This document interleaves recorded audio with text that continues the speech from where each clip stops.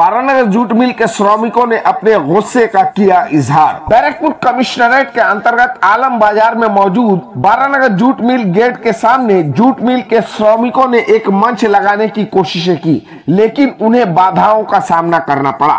इसके बाद Baranagar jute mill के श्रमिक अपने क्रोध को रोक नहीं पाए और मीडिया वालों से बात करते हुए अपनी विपदा सुनाई। उन्होंने कहा कि इस कारखाने की स्थिति ठीक नहीं है। एक जमाना था जब यहाँ 4000 से ज्यादा लोग काम किया करते थे, लेकिन आज स्थिति कुछ और है और ज्यादातर श्रमिक पीएफ और ग्रेच्युटी की राशि से वंचित है, जो हमारे लिए आश्चर्य की बात है। বারানগর জুট মিলের সামনে আপনারা বিক্ষোভ করছেন, কি বিষয় নিয়ে করছেন? বিষয়টা হলো যে এখানে একটা শ্রমিক মঞ্চ তৈরি হয়েছে নতুন করে। সেই শ্রমিক ঐক্য মঞ্চে আজকে একটা মিটিং ডেকেছিল এখানে এবং আমাকে ইনভাইট করেছিল যে আপনি গেটে আসুন, আপনি মিল সম্বন্ধে জানেন অনেক কিছু, আপনি যেহেতু পুরনো ওয়ার্কার এখানকার শ্রমিক। কিন্তু এখানে আমাদের মিটিং করতে প্রায় দেওয়াই হলো না, মাইক চালাতে দেওয়া হলো না। যে বিষয়ে আমরা এখানে মিটিং করতে চেয়েছি, যে মিলটা বয়স 150 বছরের পুরনো মিল এবং আমি এখানকার পুরনো ওয়ার্কার, অবসরপ্রাপ্ত শ্রমিক, দীর্ঘদিন কাজ করেছি এখানে, 7 সালে রিটায়ার হয়েছি আমি। সেই সময় এখানে 4000 লোক কাজ করতো, শ্রমিক কাজ করতো। আজকে 2025 সালে যে মালিক চালাচ্ছে গোবিন্দ সারদা, একটু বলে রাখি, গোবিন্দ সারদা কিন্তু মূল মালিক নন। হাইকোর্ট থেকে একে মিলটা লিজ দেওয়া হয়েছে, ইনি কন্ট্রাক্টর। সুতরাং সেই জায়গায় দাঁড়িয়ে আজকে মিলের যা পরিস্থিতি, প্রায় 4000 লোক তার গ্র্যাচুইটি পায়নি, গ্র্যাচুইটি দিতে চাইছে না। পিএফও দীর্ঘদিন বন্ধ ছিল। আমরা 2-3টে ইউনিয়ন এবং এখানকার হাইকোর্টে একটা কেস চলে, সেই কেস চলার ফলে একটা ওয়ান ম্যান কমিটির চেয়ারম্যান করে দেওয়া হয়। তিনি এই মিলটাকে ইনভেন্টরি করবেন, এখানকার রিপোর্ট দেবেন যে পিএফের অডিট কেন দেওয়া হচ্ছে না সেটা নিয়ে। তিনি হচ্ছেন ভাস্কর ভট্টাচার্য, গুজরাট হাইকোর্টের প্রাক্তন প্রধান বিচারপতি ছিলেন, তাকে হাইকোর্ট দায়িত্ব দিয়েছে। তিনি এই পিএফ নিয়ে সুপ্রিম কোর্টে একটা কেস করেছেন এবং সেই কেসে আমরাও পার্টি রয়েছি। তার ফলে বর্তমানে কিছু কিছু লোককে পিএফ দেওয়া হচ্ছে অন্যায়ভাবে। সে কিভাবে টাকা দিয়েছে সেটা কেউ জানে না, সম্পূর্ণ টাকা জমা দেয়নি।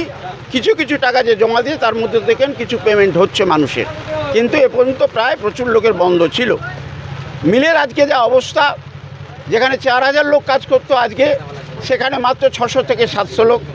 107 টনের মিল ছিল এটা, সেই মিলটায় চলছে এখন 40 টনের বেশি প্রোডাকশান হচ্ছে না। 600 থেকে 700 লোক ওয়ার্কার কাজ করছে। আপনি জিজ্ঞাসা করে দেখতে পারবেন যত ওয়ার্কার এখন বেরোচ্ছে, এই ওয়ার্কাররা কোনো ওয়ার্কার এই মালিককে চাইছে না।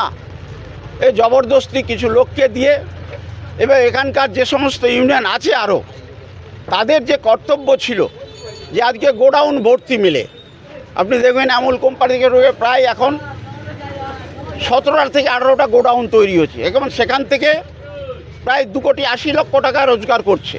কিন্তু ওয়ার্কারের পয়সা দেওয়া তিনি মনে করছেন না যে ওয়ার্কারের গরিব মানুষের গ্র্যাচুইটি দেওয়া হোক। এবং এখানকার আর যারা ইউনিয়ন আছে তাদের যে কর্তব্য করার, যে বাধা দান করা, কিন্তু তারা কোনোটাতেই নেই, তারা বরঞ্চ মালিককে তারা সাহায্য করছে। আপনারা কি চাইছেন? আমরা চাইছি যে এই মালিক हटाओ, मिल बचाओ। जा चलते हमारे जो चल रहा पुराना बिक्री, ये मतलब ठीक नहीं चल रहा।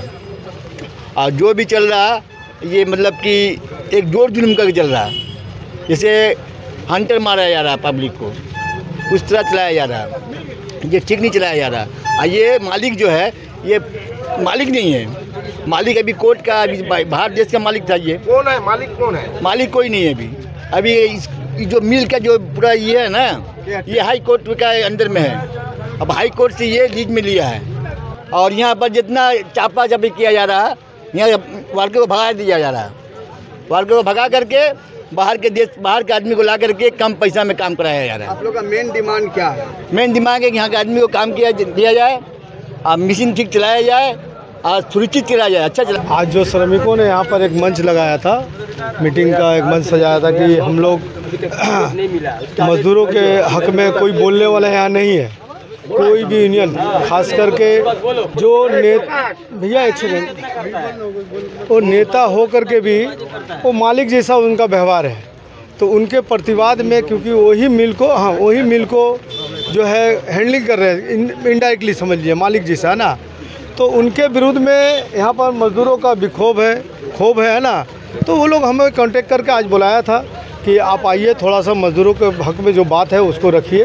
तो हम आए थे, लेकिन आने के बाद दुर्भाग्यवश देखा गया क्या कि जो माइक लगा था यहाँ पर, तो माइक का जो लगाने वाला जो मिस्त्री था वो शायद यहाँ पर मजदूर है, उनको डर दिखा करके मिल के अंदर बुला लिया गया, बोला माइक नहीं चालू होगा। तो इससे साफ झलकता है कि जब एक माइक लगा के, जो हमारा संवैधानिक राइट है, जो मजदूरों के हक में लड़ने का, बोलने का, वो लड़ाई को नहीं लड़ने देना चाहता, तो इससे साफ समझ में आता है कि यहाँ का मजदूरों का अवस्था क्या होगा, है ना। তো সব প্রাপ্ত আমার নাম তরুণ চ্যাটার্জি। তা আমার কাছে কথা হচ্ছে, একটা মানুষের প্রাপ্তবয়স্ক থাকে, 58 বছর বয়সে রিটায়ার হয়, তো আমাদের সার্কুলারে অনুযায়ী 3 মাসের মধ্যে পয়সা পেমেন্ট করা হয়। সেই পয়সা আমি পেয়েছি 8 বছর বাদে পিএফের টাকা, এবং আমার এখানে 75,700 টাকা লোন ছিল। লোন ফোন কেটে আমি কোনো একটা ইউনিয়নের লোককে জিজ্ঞেস করেছিলাম আমার কত হয়েছে, বলে তোর কি লোন ছিল? হ্যাঁ। বলে তোর 2,55,000 হয়েছে। তো আমি যখন টাকাটা পেলাম দেখলাম 2,30,000। তাহলে বাকি 25,000 টাকাটা কোথায় গেল? 1 নম্বর। 2 নম্বর হচ্ছে, কোন সার্কুলারে আছে একটা লোক রিটায়ার হওয়ার পর 8 বছর তাকে আটকে রেখে দেয়? ঠিক আছে, আমি লাস্টে আর কাজ করতে পারছি না, কাজ ছেড়ে দিতে বাধ্য হয়েছি। কিন্তু আমার গ্র্যাচুইটি আমার কেন 15, 16, 17, 18, 19, 20, 21, 22, 23, 24, 25 এই 10 বছরের লোকের গ্র্যাচুইটি আটকে রেখে দিয়েছে। আর মানে অধিকারটা কে দিয়েছে? অবসরপ্রাপ্ত হয়ে গেছে, সে কাজ ছেড়ে দিয়ে তাকে চাকরি থেকে মুক্ত করে তাকে সমস্ত পয়সা করিয়ে দিয়ে তাকে বিদায় দেওয়া হোক, ঠিক আছে। কিন্তু বাইরের লোককে বেশি পয়সা দিয়ে এখানে রাখা হচ্ছে, আর এইখানকার লোক কম পয়সা দিয়ে হলে তাদের উপর মেজাজ নেওয়া হচ্ছে এবং গেটের বাইরে করে দেওয়া হচ্ছে। এর প্রতিকার আমরা চাই।